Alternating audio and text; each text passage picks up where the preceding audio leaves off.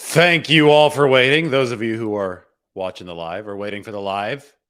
As you all know, Margot's in town. We went out to dinner tonight. We went on a little bit of a food tour hop through San Francisco. It was a lot of fun. Maybe I could pull up some of the pictures. Find some of the good stuff we ate. We went to Cayo, which is this rooftop bar by Oracle Park where the Giants play. It is Peruvian Japanese fusion. So that was really good. But now we're ready to talk about the 49ers. Brock Purdy's 49ers versus the Eagles defense. And Mike McGlinchey is going to be back in Philadelphia, so he's going to be part of this discussion as well. But it's go time for the San Francisco 49ers offense. We talk about Purdy. We talk about the fact that he hasn't thrown an interception yet in this postseason.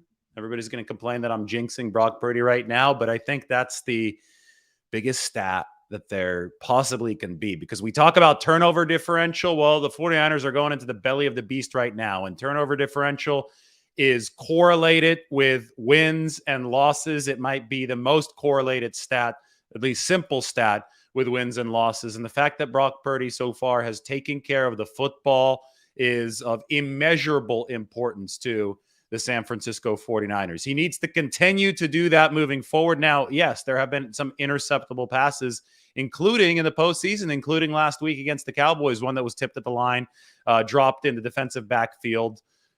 I don't put that squarely on Brock Purdy because it was tipped at the line. I do usually actually put blame of tip passes a little bit more on QBs than outsiders do, because especially in the short game, quarterbacks have to be able to maneuver their arm angles, maneuver their eyes around oncoming pass rushers. It's really important to get the football off clean. That particular play, okay, sure, we could say it was an interceptable pass, but it comes with an asterisk because it wasn't one of those tips that was all too easy to avoid. Anyway, I digress. The main thing that we should be discussing about Brock Purdy right now is avoiding the gimmies for the defense that come when pressure is barreling down on him, because the Philadelphia Eagles, their defense starts with their league best 11.4% sack rate. The 49ers played the Cowboys last week, and this was great for Brock Purdy because that was a ferocious pass rush. It had the second highest sack rate in the league. The Cowboys actually had the highest pressure rate in the league, and there's only one team with a higher sack rate than them, and that is the Philadelphia Eagles. Now, one can argue that the Cowboys have a better pass rush than the Eagles because the pressure rate, 44%, is higher than the Eagles, 40%. But it's potato at this point. The two best pass rushes in football are the two teams on the 49ers schedule in the divisional round and now in the conference championship game. And the fact that Brock Purdy and the 49ers offensive line got to face that ferocious Dallas pass rush, and the fact that they succeeded, that meant that they punched their ticket to the next level to face the boss, right? In these video games, you face a tougher and tougher boss each time. And this is the final boss of the NFC, and that is the Eagles. And I think that the pass rush is a little deeper than the Dallas pass rush, to be fully honest. And I think that that's going to test the 49ers in new ways. But they did ultimately vanquish Dallas by being patient, right? Patience was key for the 49ers.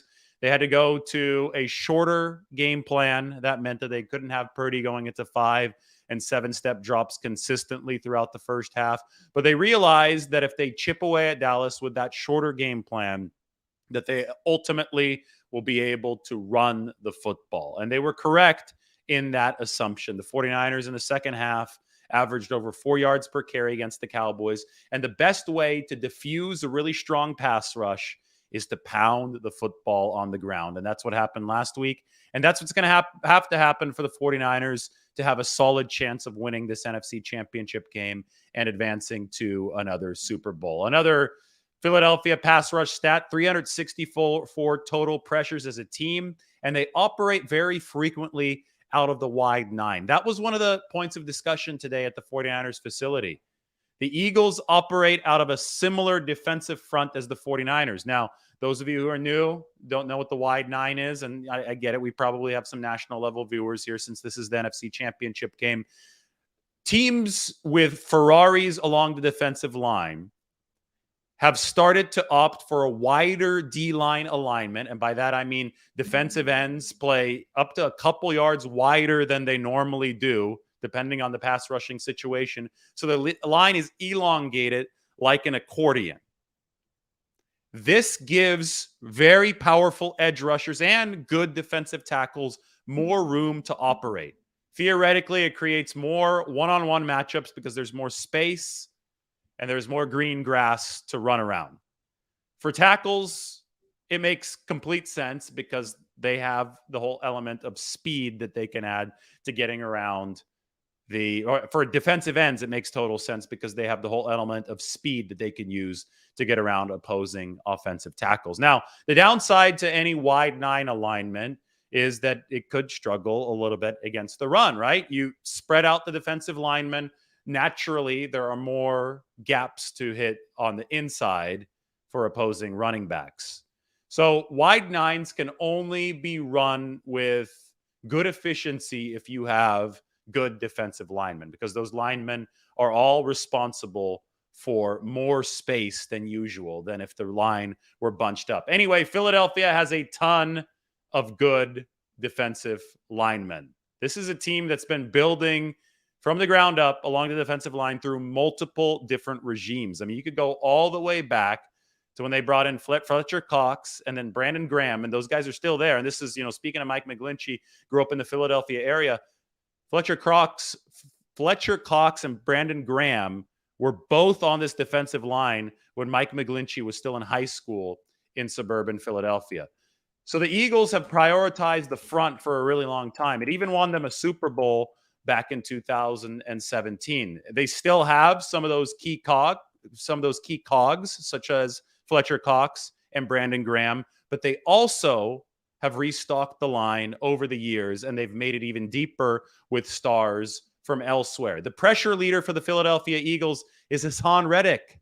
Former Arizona Cardinal Hassan Reddick is now the pressure leader for Philadelphia coming off the edge. Josh Sweat, a draft pick from a couple years ago, he comes off strong. The other edge, Sweat's a guy who can play the run too. He's probably one of their best run defenders for the Eagles up front. So I'm going to talk a little bit about Philly's run defense a little bit later, because wide nines often do sacrifice a little bit of efficiency against the run. But Josh Sweat, coming opposite of Brandon Graham, can definitely play the run. He definitely has enough strength to set a good edge and potentially challenge the 49ers in that facet of the game. The Eagles also have Robert Quinn. Robert Quinn's one of the better edge rushers of the past 10 years. He's on this Philadelphia team. Obviously aging, but they have him as depth. So these guys will come at you in absolute waves. I mean, we talk about defensive linemen and guys who are game wreckers. Ndamukong Suh is a Philadelphia Eagle. They picked him up much later in the process. That was a free agent signing off the street. So was Linval Joseph, who has helped the Philadelphia run defense. But the Eagles realized they needed a little bit more beef on the interior to back up Fletcher Cox, to make sure that they could combat those opposing run games. And they sure have it through some aging veterans, but they definitely have some of that beef.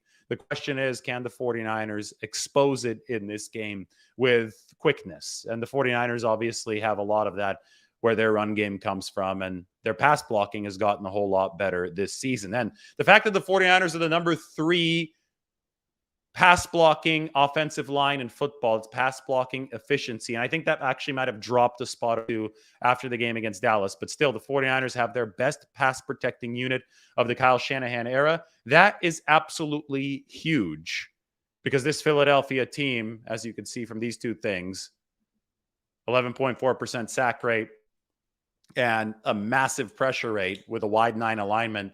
This Philadelphia team gets after the quarterback. Now, I mean, we talk about the 49ers offensive line protecting Brock Purdy. How about Brock Purdy under pressure? How's he been? Well, let's look at some of the data. This is one of the cooler charts there is. This is EPA per play when a quarterback is under pressure versus when he's not under pressure. So you want to be further to the right and further up. The x-axis is when the quarterback is not under pressure, and the y-axis is the EPA per play, expected points added per play, when the quarterback is under pressure. So let's find Brock Purdy, and we could also look at Jimmy Garoppolo for comparison. The first guy that we find with the biggest dot here, because he has so many pass attempts, is Patrick Mahomes.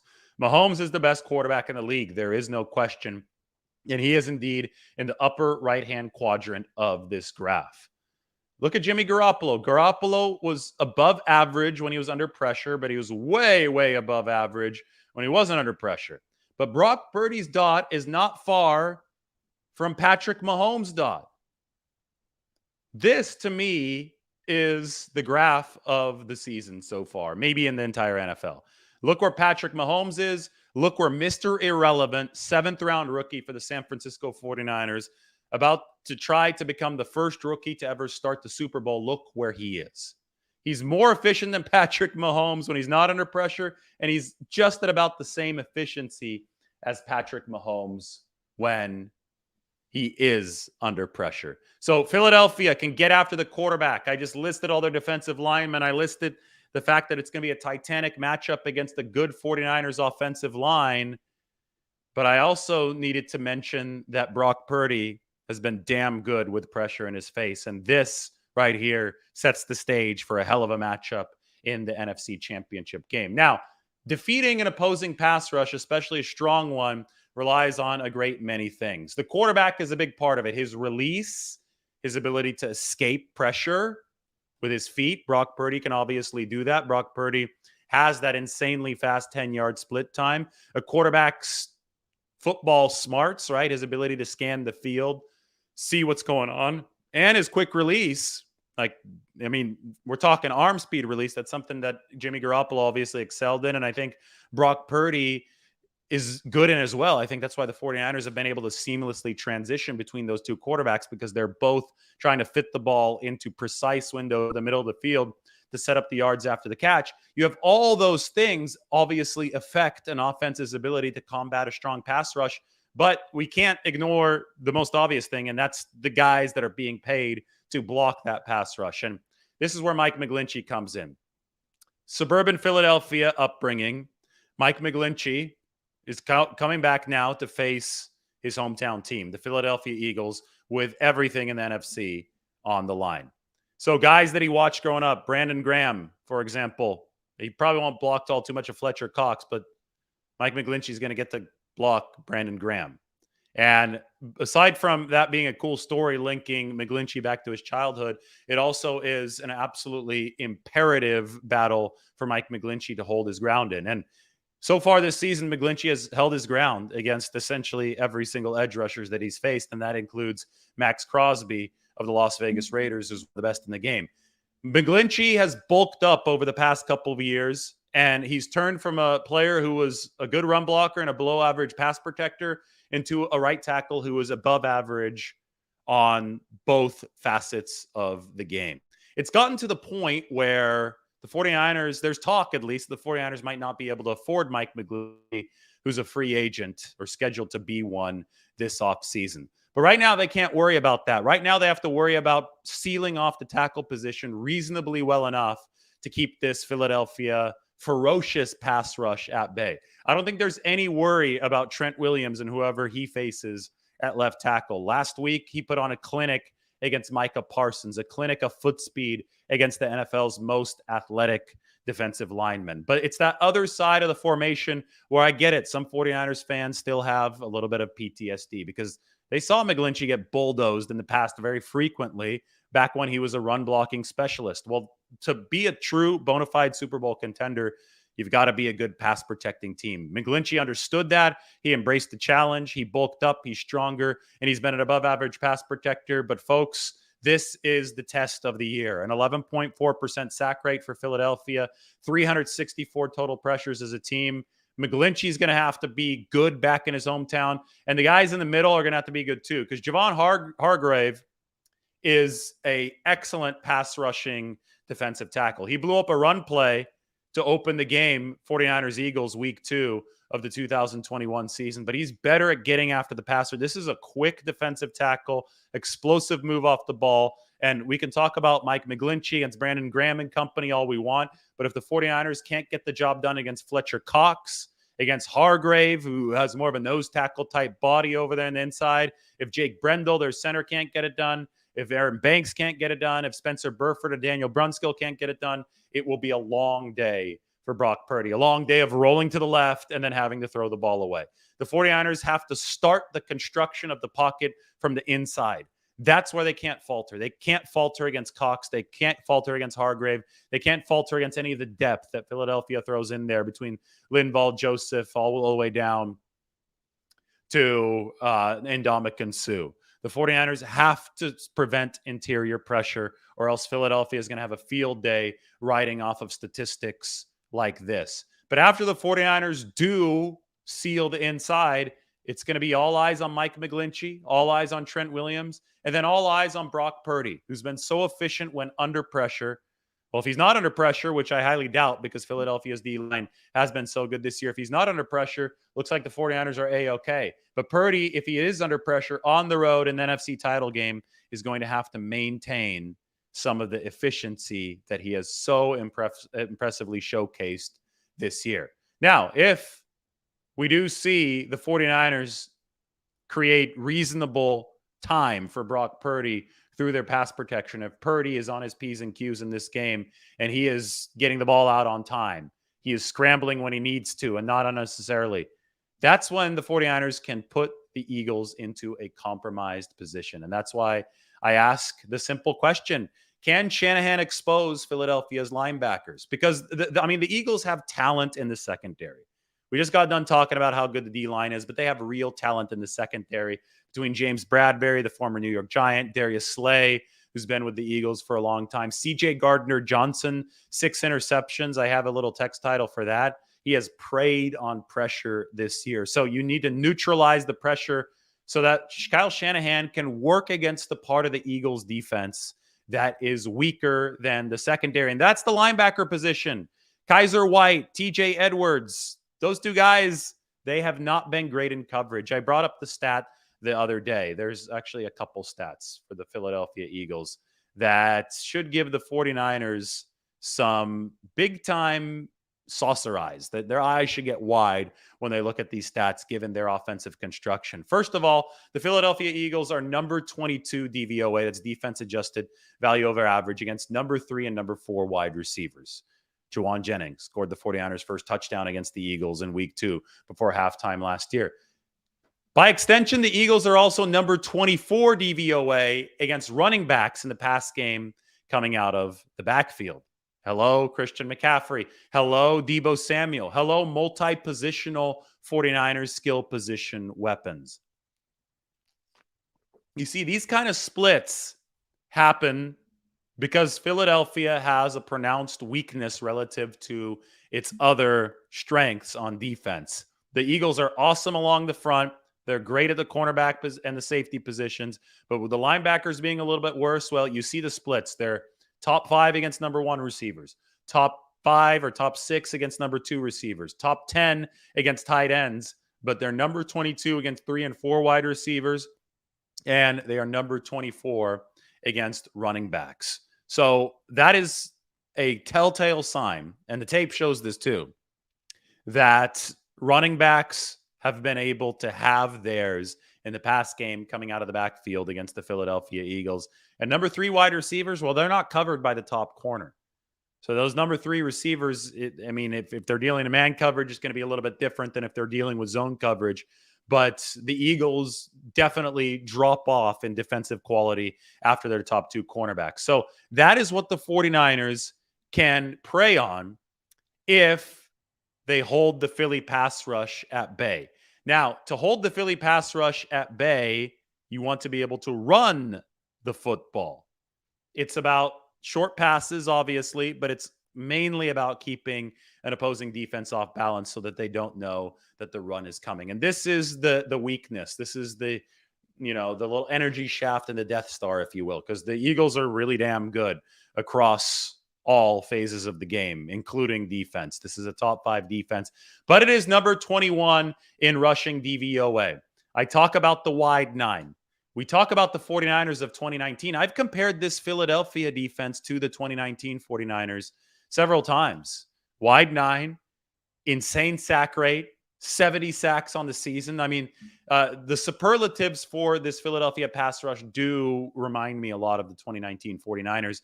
And there's one more thing that reminds me of the 2019 49ers, and that's the fact that the Philadelphia Eagles aren't great against the run. That was the weakness of the 1949ers. That's the weakness of this Philadelphia team. Now, I will say that Philadelphia beefing up with Jordan Davis returning from injury at defensive tackle, Linval Joseph signing as a free agent, and Ndamukong Suh signing as a free agent. The Eagles have gotten better over the course of the year. In fact, pre-week 9, before the trade deadline, the Philadelphia Eagles ranked number 28 in defense adjusted value over average in the run game. This is run defense, by the way. Since week 9, since they've gotten Jordan Davis back, and since they've added Linval Joseph and Ndamukong Suh, the Philadelphia Eagles are number 15 in run defense DVOA.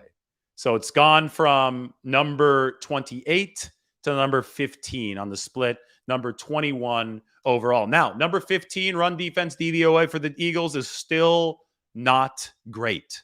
It's still mediocre, right? And the 49ers, well, ever since Christian McCaffrey has come into the fold, it's the number 3 rushing offense and the number 1 pass offense, number 1 overall offense. I think the 49ers like their matchup here, right? If you're the number 3 run offense with McCaffrey, with Elijah Mitchell, with Jordan Mason, we can go down the list. Deebo Samuel can take some handoffs as well. If you have that kind of firepower as the 49ers and you're clicking on all cylinders with the blocking up front, I think you're more than happy to take your chances against the number 15 run defense that at one point was the number 28 run defense. So we'll see who the Eagles really are. That being said, the 49ers must play this game on their terms to be able to unlock the advantage against this Eagles defense. And that is where the big overarching key comes in. Philadelphia, this is where complementary football comes in. Philadelphia, if they have their way, will score a bunch early against the 49ers defense and will create an advantage that either forces or encourages the 49ers to abandon their methodical game plan, or, just makes that methodical game plan look like something that doesn't really have a very strong grip on the proceedings. When the 49ers are at their best, their defense is suffocating. An early lead happens, right? They build an early lead, and then they have a death grip on the game because they're so damn balanced offensively. They can run when you bring the safety up, the second safety up, and they can pass and they can nickel and dime you to death if you're playing a soft kind of 2-shell coverage. So the 49ers with their balance, it's hard. It's a pick your poison kind of thing. It's hard to find something that stops them, which is why they're the number 1 offense in the NFL ever since picking up Christian McCaffrey. But if the Eagles have their way, that death grip on the game will not come for the 49ers. So imposing your will on a football game, playing to your style, trying to expose the Philadelphia run defense that obviously isn't very good based on the overall numbers. They've given up, I think, 13 100-yard opposing rushing performances this year, which is a lot. The 49ers have only given up 5.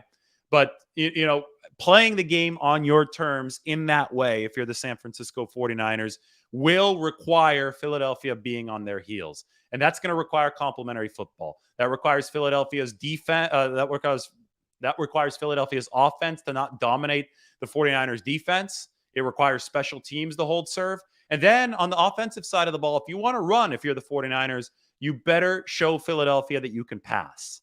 I'm guessing that the Eagles come out stacking the box, just like the Dallas Cowboys did. If you're Brock Purdy, you have to be able to pass. The Eagles want him to pass the ball. So they're going to stack the box because then they're going to see how is this guy going to deal with the big time amounts of pressure that we have added throughout the course of the season. And the answer so far, well, this is how Purdy has responded to pressure entering this game. His dot is on the upper right. And this is absolutely something I should probably tweet right now before too many people go to bed. So why don't I find it? And why don't we do this? I have so many windows open right now, guys. It is not even funny. Here we are. Perfect. Did I just put Jalen Hurts up on the screen? Yeah, I think I did. Did not mean to do that. We're all good. And let's take this and put it up on the Twitter machine. It'll all be good. So here we go. I love these charts because they visualize what quarterback performance looks like, in terms of the data.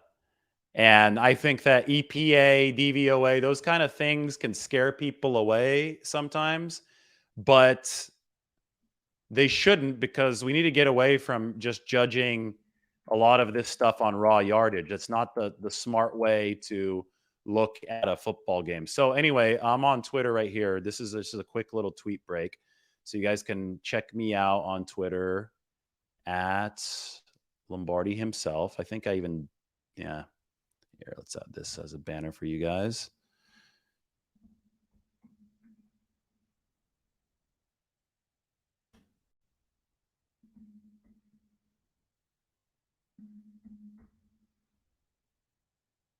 Boom. Check it out. You can follow along as I tweet. Got to grab a screenshot of this, and then we are good to go. Mike sends me a lot of these graphics. He does a great job. Helps my life a lot, especially if I'm running late from dinner. Got to get some of these up on the screen. And there it is. All right, so we're going to go plotting QB efficiency with clean pockets and under pressure.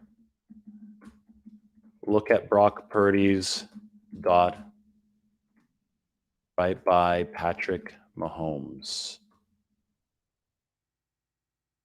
This is obviously doubly huge, entering a game against Philadelphia's NFL leading pass rush. Can Purdy sustain this amazing clip? Boom. We have tweeted. People can react, and we are good. Brock Purdy, top right next to Patrick Mahomes.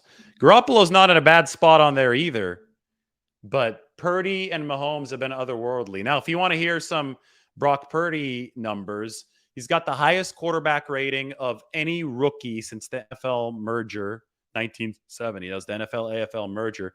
Brock Purdy has the highest QB rating of any rookie with at least 200 throwing attempts. If the 49ers win this game, Brock Purdy will become the first rookie to ever start a Super Bowl. He's leading all NFL quarterbacks, and that includes a guy like Patrick Mahomes in rating this year, not just rookies, that is veterans as well. What we're seeing from Brock Purdy is absolutely sensational.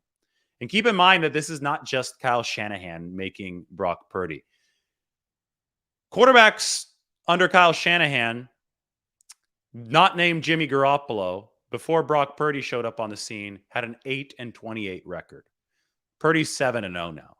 So he's obviously bucking that trend. With the next win that Brock Purdy gets, he'll have as many wins as backup QBs, not named Brock Purdy, under Kyle Shanahan over 5 seasons had combined.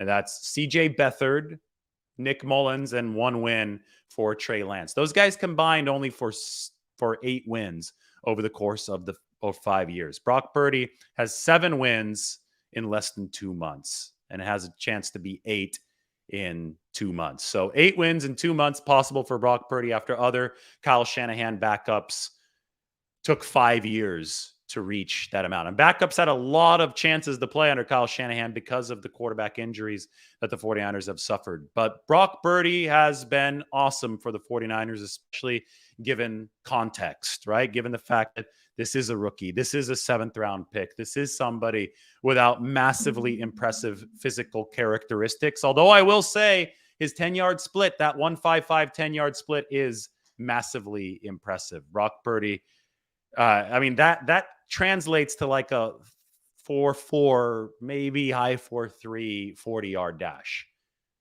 Does he run that fast in the 40? Hell no. But does he escape as quickly as a 1-5 10-yard split guy? Yes.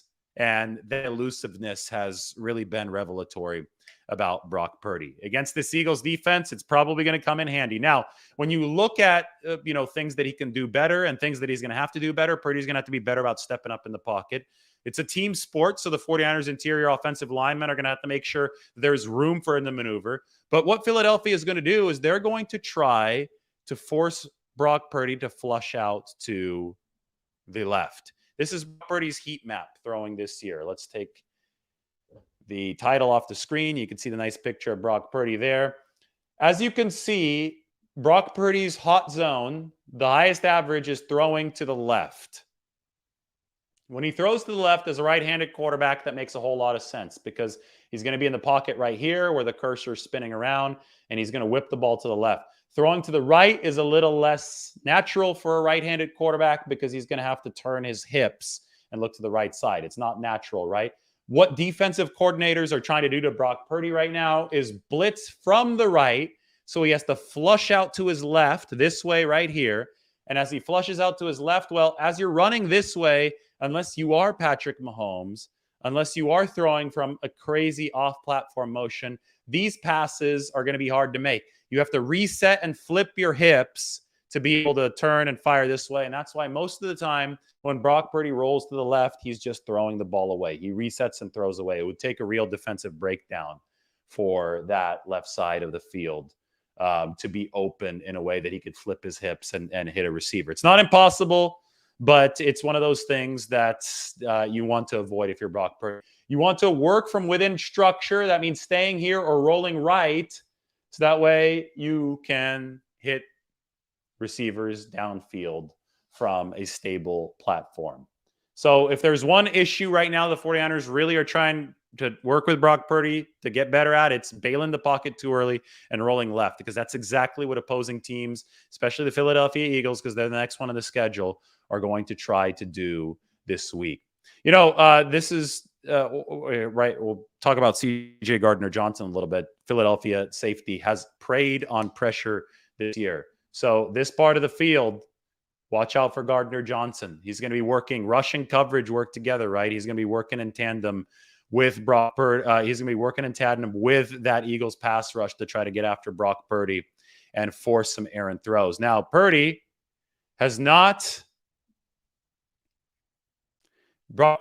not thrown an interception yet in the postseason. The most attempts without a pick in NFL postseason history, Purdy is at 59 right now.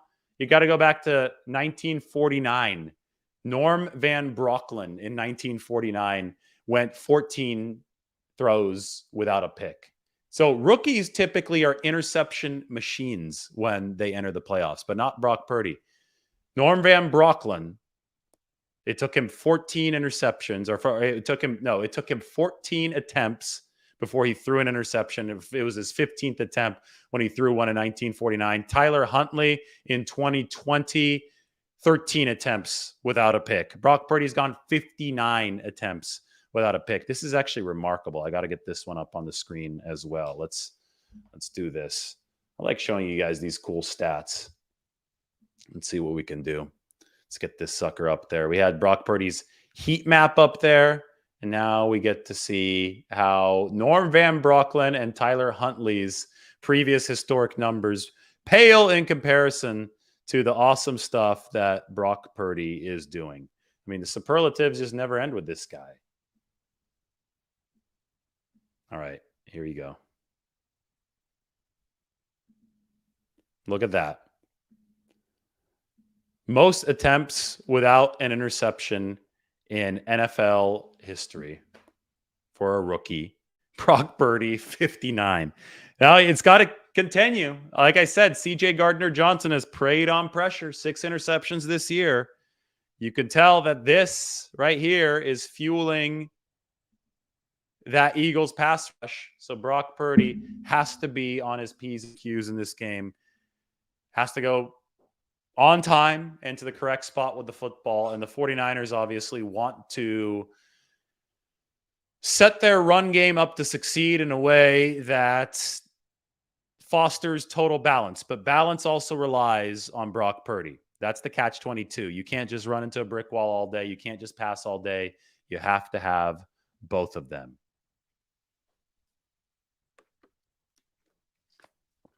All right, here's something from Summer Sports. Going to put it up. I'm going to study Hertz and Purdy and their completion percentage over expectation. Get this up here. Good stuff. And I'm going to take my face off of this and we're going to get Brock Purdy's name down there. So this is the CPOE of the remaining quarterbacks by pass depth in 2022. So green is going to be good. Purple is going to be bad. Brock Purdy has been the most accurate quarterback remaining right now in the NFL on intermediate passes that have traveled between 5 or 15 yards. He has not been good on the throws behind the line of scrimmage. That's something I noticed early in Brock Purdy's tenure. I said, his ultra short game still is it's a little young. There's rust, but there's also, just take some deft footwork and arm angles and understanding of how NFL defensive angles and speed works to be good on those passes behind the line of scrimmage, those screen passes. And Purdy has been a little bit off the mark there. He's also been a little bit off the mark on the short passes. But as far as intermediate passes go, this is where the 4 years of college starting experience comes in. That's directly translated. He looks so comfortable threading the intermediate part of the field. And that's where the 49ers have to live against this Philadelphia defense. Deep, Purdy hasn't been as good as the other remaining quarterbacks. And overall, he's been less accurate than these QBs. But because he's held his own so well in the intermediate game, the 49ers are still alive. Now, conversely, we look at Jalen Hurts. Hurts has been good on those shorter screens, and obviously Philly's going to run a lot of those to get the ball into the hands of its playmakers. But he hasn't been good in the intermediate game. Now, the deep game, that's a concern for the 49ers. That's why you got to get to this guy, right? Because Mahomes, Burrow, and Hurts have all completed an abnormal share of deep passes. And although Hurts is not as good of an intermediate QB, the Eagles can burn you deep if you're not getting to the quarterback with enough regularity. All right, 1,060 of you in here. Good. Let's answer some questions. Let's do this. Let's get to this chat section where we have about 1,000 comments. This is crazy, guys. Can't believe how this is blowing up. Hope you all enjoyed. We got some media today. It was good. I think the USA Today wrote an article about me. They liked the John Lynch video. I'm glad that that's what the people wanted. It was a lot of fun to do. And I'm glad that the channel's blowing up. But the bad news is that I won't be able to get to every question because there's literally 900 of them right now. So we'll get to a few. According to the Eagles content creators, the 49ers shouldn't show up. Well, that's why they're Eagles content creators.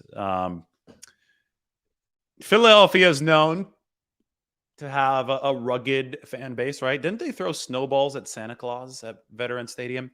Veterans Stadium, same era as Candlestick Park, right? One of those old multi-purpose stadiums. That was at the Vet. They play at Lincoln Financial Field now.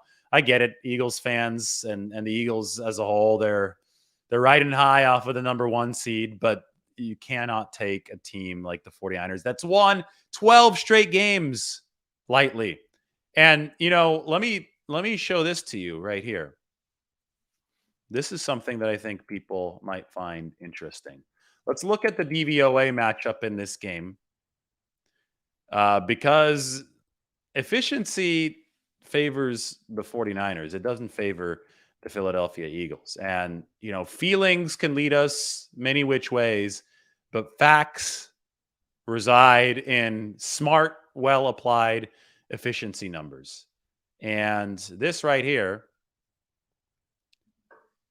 will show us exactly what these teams have been like since week 8. And week 8, I think, is a fair split for both the 49ers and the Eagles because the Eagles' run defense wasn't what it is now early in the season. Made those pickups, right? around the trade deadline, and they were just acquisitions. It was Ndamukong Suh and Linval Joseph, but that was right around the trade deadline. They needed to get Jordan Davis back, and the 49ers, to become the team that they are today, obviously needed Christian McCaffrey. And then since week 8, you also get the whole Purdy mania into the sample size, and you can't forget that Jimmy Garoppolo was also playing really good football with Christian McCaffrey. So you encapsulate all of that. And you look at, I put the DVOA, that's defense adjusted value over average, Football Outsiders. It's a smart way of measuring efficiency and effectiveness, percentage above or below league average. You want to be in the negatives on defense and the positives on offense. But I put the units will be facing off against each other, next to each other. So in the pass game, the 49ers pass offense, number 1 in the league. Philadelphia's pass defense, number 7 in the league. All right, that's a fun matchup. That's good. 1 against 7. How about other side? Philadelphia pass offense. That is Jalen Hurts against the 49ers defense. Philly's pass offense, number 5 in the league. 49ers pass defense, number 5 in the league. Another good matchup. Top 5 matchup right there. All right, how about the run game? 49ers run offense, number 3 in the league. Philadelphia's run defense, number 20 in the league. Oh, boy. I showed you some, DVOA stat, the run splits. This, though, right here, this number 20 for Philadelphia, when we're looking at post week 8, 3 versus 20 is definitely a pronounced area of potential weakness for the Eagles in the context of this game against the 49ers. How about running when Philadelphia has the ball? Eagles offense, number 1 run game. A lot of that's through Jalen Hurts, who obviously is a very mobile quarterback. 49ers are number 5 against the run. Special teams overall, 49ers number 5. Philadelphia number 8. So for anybody who tries to sell you the snake oil that San Francisco doesn't have a chance, they're actually the better team on paper. The 49ers don't have a weakness as pronounced as Philadelphia's weakness against the run. Since week 8, you could see here, DVOA, Philadelphia run defense, number 20. Ouch, that hurts. That is where the 49ers see the soft spot in Philadelphia. Can they get to a point where they can expose it? That's going to depend probably on how well they pass. Pass to set up the run, get those safeties to drop back, make C.J. Gardner-Johnson a non-factor, worried about the pass game, and go after it if you're the 49ers with the run game. It's about balance and softening the opposing defense. But again, one more time, Philadelphia actually has pronounced weakness defensively. The 49ers don't. You can go with feelings all you want and say, oh, I think they're bad against deep passes. I think they're bad against running quarterbacks. All defenses are going to give up yards. All defenses are going to give up something. The 49ers defense is number 5 against the pass, number 5 against the run. It's a top 5. And no defense has as impressive of a combination. 49ers are the number 1 defense DVOA overall. But they don't have that pronounced weakness like Philadelphia does, number 20 against the run. And that's where the 49ers really, I think, have to capitalize on the matchup in this game. All right, I'm back to the question section. Let's open them up.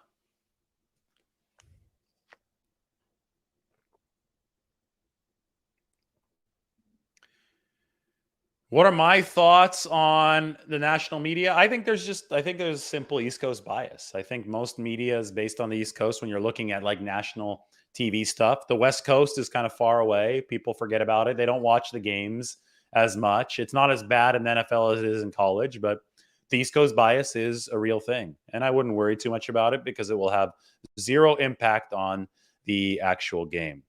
Do I think Juszczyk will be used a lot more? Yeah, I mean, the Eagles are bad against running backs coming out of the backfield. That includes Kyle Juszczyk, number 24 DVOA for Philadelphia.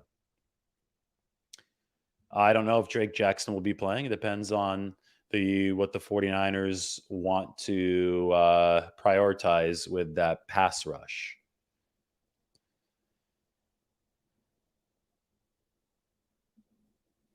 Calvin and Hobbs says the 49ers need to spread out the Eagles defense to open up receivers since Philly isn't as good against tertiary receivers. Yes, but you also have to sucker in the safeties to make that work in all effectiveness, right? And that means that you have to establish a run game. Balance is the key. Balance is the absolute key for the 49ers offensively. That's how the Shanahan offense sings.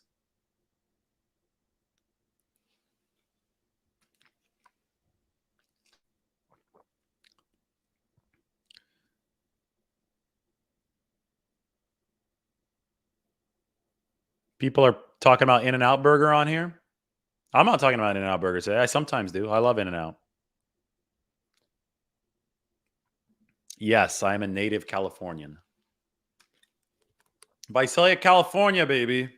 Central California at its finest.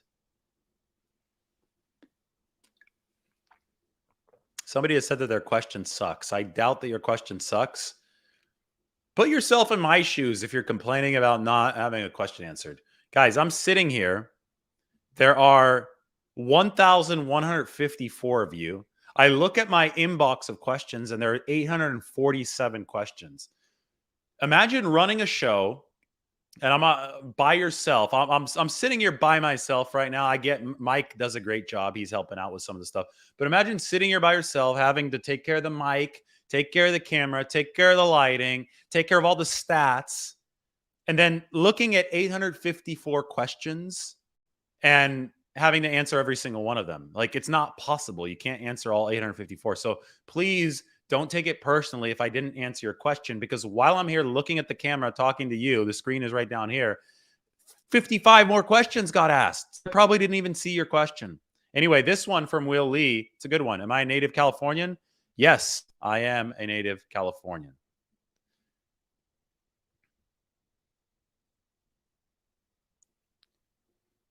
All right, here we go. I noticed the Eagles have great corners, but they're old and slow. Could we take advantage of this and use Danny Gray to burn them? Sorry. I don't know if the Eagles corners are necessarily slow. Yeah, Darius Slay's been around for a while. James Bradbury's been around for a while. I think, speed in the NFL, it's not just like, oh, this guy's a little bit older. Let's put a burner next to him. These guys can all still move. Speed in the NFL is a product of technique. If you have good coverage technique, you look a lot like look at Richard Sherman, right? Richard Sherman didn't have the fastest 40 ever, slowed down toward the end of his career, but still had a great 2019 season for the 49ers because there was good coverage technique. And it's good route running technique that makes opposing DBs look slow. So, it's not just a matter of plugging in, oh, this guy's fast, that corner's slow. It's about technique. It's about schematics and play calling. So, no, I don't think that it's going to be something that specific. But it's a good question. Thanks for asking the question. It's a good question, but I don't think there's going to be a Danny Gray plug and play because the 49ers see him running by Darius Slay. That's not the way that I think these schematics are going to work. Yeah, I mean, Hendricks said it best. Don't expect anything from Danny Gray right now because he hasn't made an impact all season. Only has a couple offensive touches all season. Ryan from Reedley. Do you think Purdy has become acclimated to the noise that we'll encounter in Philly, knowing they played in Seattle? You know what? I don't think Seattle did it. I think 4 years of starting at Iowa State did it. Playing in Norman, Oklahoma did it. Guess who's the quarterback in Norman in a game that Purdy lost 42-41? Jalen Hurts. 2-point conversion for Iowa State didn't work. Purdy threw a pick on the 2-point conversion late in the game. I digress. Purdy has college experience. He's played in front of big crowds. He's played with noise. I think he's going to be ready for it in this game. It's funny. Somebody said the Eagles haven't played anybody yet. You know how I feel about NFL strength of schedule. I think it's way over discussed. But last week, everybody's saying the Niners hadn't played anybody yet. So true as far as strength of schedule goes. 49ers had the second easiest strength of schedule by DVOA in the NFL. Guess who had an even easier schedule? Guess who was the easiest schedule in the NFL? Philadelphia Eagles, number 32. So these two teams, I think, are unquestionably the best in the NFC, but they also had the two easiest schedules, which proves, in my opinion, that this schedule talk is overrated. You can only beat who they put in front of you, and both the 49ers and Eagles have beaten the teams in front of them badly, and they're both the two best teams in the NFC. There was a lot of talk about mindset. That's what it's all about. When you have two good teams, when the numbers are fairly even, like this, when those numbers are fairly even, it is about mindset in the playoffs, about toughness. I get it. Not the most tangible things to talk about, but that's what we do. Ray Wright said that he missed my prediction. I haven't given my prediction yet. Prediction is going to be coming on Saturday, although I might do it on Friday because I'm flying to Philadelphia on Saturday. I'll be at the Warriors game tomorrow night. You can say hi to me if you see me at the Warriors game tomorrow night. It should be fun. Do I think the winner of this game wins the Super Bowl? If it's the 49ers, then yes. I don't know how the Eagles would match up. Haven't studied that, but we'll see. We hit 1,200. That's awesome.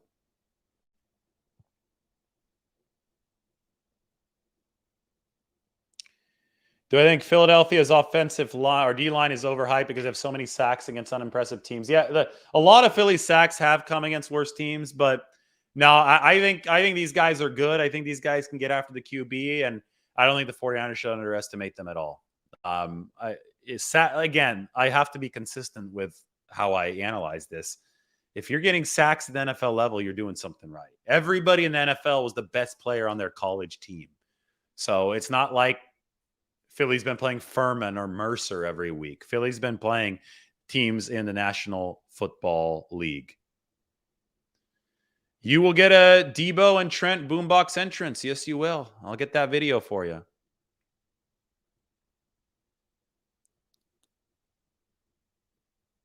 Somebody thinks that Nick Sirianni seems cocky.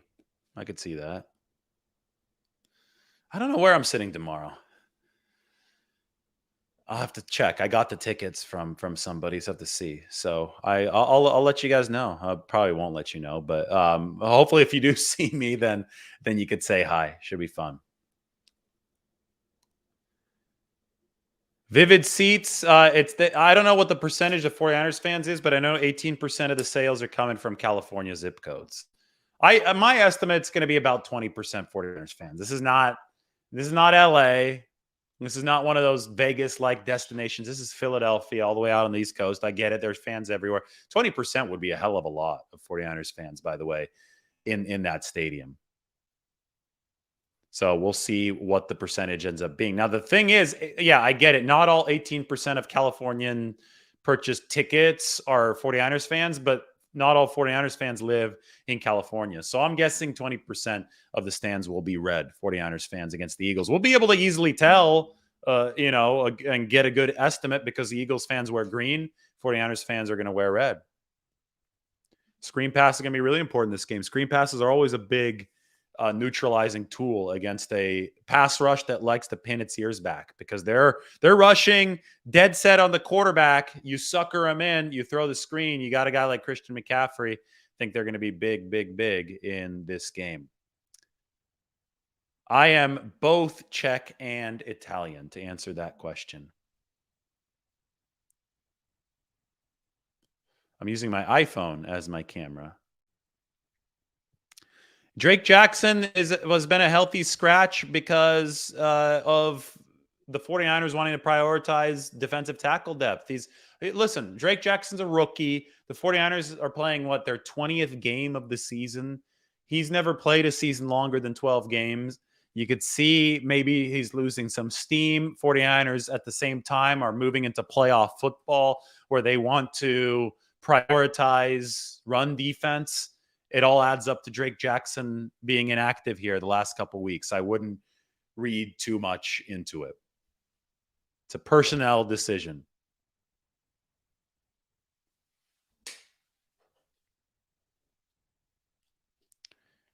Glendale, Purdy grew up in the Phoenix area. He'd be the first-time starter, for the first rookie to ever start a Super Bowl, and he'd be doing it back in his home area, not home city because he's not from Glendale proper, but the Phoenix Metroplex. Hell yeah, Victor McGuire. Give me $20 for a cheesesteak. I love it. Thanks, Victor. Appreciate you, man. I'm going to get in at like 8 o'clock on Saturday. So I'm sure some of you that are watching will see me on your flight, taking the American flight from SFO to Philadelphia. Gonna get in at 8. I'm going to dinner with a friend out there and his son at around that time. And then, the cheese, hopefully I have some time to get a cheesesteak. It might be tough. Might have to do a lunch or something on Monday, the day after the game. But we will get a cheesesteak on the channel. I guess that's mandatory. Well, the screens didn't work too well against Dallas because the Cowboys were sniffing them out. The screen's effectiveness is really, really reliant on the timing of the call, the deception, the disguise of the line of scrimmage. So if the screen's not working and the opponents are rushing their tails off, the ears pinned back, and the linebackers aren't staying disciplined, if it doesn't work, then you got to go back to the drawing board and ask yourself, why didn't it work? How do you unleash the screen moving forward so that it does work? And I think if Shanahan picks and chooses his spots right, some screens can work because the 49ers certainly have personnel to be able to make it work. They definitely have the running backs that can make it work. That's for sure, between Christian McCaffrey and Elijah Mitchell.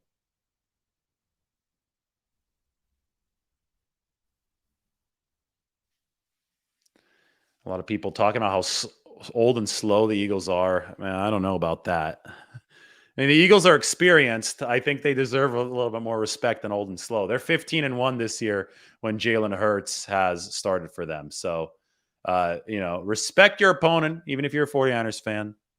There's a reason why the Eagles have such a good record. There's a reason why the 49ers have won 12 straight games. 5 more minutes, guys. Are going to go an hour on this show. Hopefully you guys like the setup that I have here this week. Up on top of the hill. Sound quality improved today because I brought the mic from the other studio over.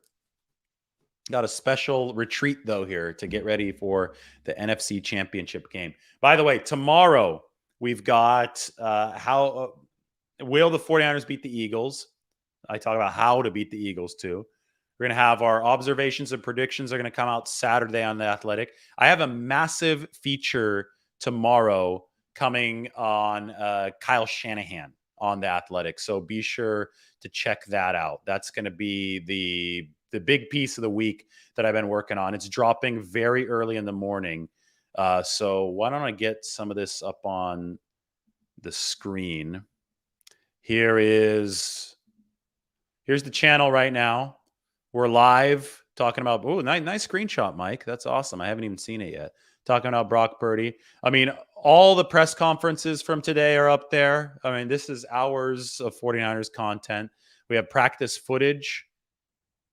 That's up there as well. Brock Purdy was perfectly accurate today. Let the ball hit the ground a few times on Wednesday, not today. I thought some really cool stuff with Nick Bosa, Fred Warner, Dre Greenlaw. Fred Warner and Greenlaw talking to D'Amico Ryans and Johnny Holland, you really just get an idea of the culture in the 49ers building. And then, I mean, these press conferences, they're a little bit more formulaic because the big, guns from the media are all out. You have a lot more media during NFC Championship week, but so they do all of these things at the lectern in front of the banner, but still really good stuff. Trent Williams talking about how he's starving for a ring. You go through all this. And then, of course, in case, so make sure you check out my walk through Levi Stadium from the press box or the suite of John Lynch down to the field. Ended up being the exact same time as it took John Lynch. I think I beat him by a few seconds, but that's all up there. And then if you go to The Athletic, this is going to be coming out in the morning, the big Shanahan piece. So I hope you can check that out. But on The Athletic, I wrote the article version of John Lynch going down the slide. That was good. And earlier this week, we had all that Cowboys coverage, but also a big preview of NFC Championship roundtable, how the Eagles of 49ers can reach Super Bowl 57. So make sure you check out all of that good stuff. How would I rate my Dallas 49ers prediction in hindsight? It's a good question. I give myself an A, about A minus. I predicted a 10-point game, right? Yeah, 10-point game. And the 49ers won by 7. So I think it's a pretty good prediction. I think I'm 14-5 this year on the predictions. Not bad either. You guys do know, by the way, just to clear this up, that I predicted 38-28, not because I thought that it was going to be 38-28, but because I did the prediction from Candlestick. And that was the most recent 49ers Cowboys playoff game in the Bay Area before Sunday. That was the score of it. So it was an homage to history. I didn't actually think it was be 38-20. I think I said 30-20. So score wise, yeah, both teams scored less. But that's okay. The point spread is what matters, and the winner is what matters in these situations. No, I think both teams are plenty healthy right now. The 49ers might be healthier, actually. Lane Johnson, Philly's right tackle, is dealing with something. So, yeah, I think health is decent in this game, which is fun. Good to see both of these teams close to full health. All right. Yeah, the score prediction is going to be coming out a little bit later. But anyway, tomorrow, big article. So sub to the channel, sub to the Athletic, do all you need to. Big article coming tomorrow on 49 on Kyle Shanahan and the 49ers. It's a A1 feature.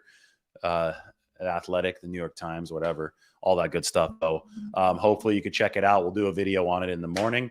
And everybody take care. It's been fun. Thank you for joining. Big late night Lombardi show. Well over 1,000 people as the NFC Championship game approaches. Appreciate everybody, and we will talk to you very, very, very soon. Everybody take care. Have a good night.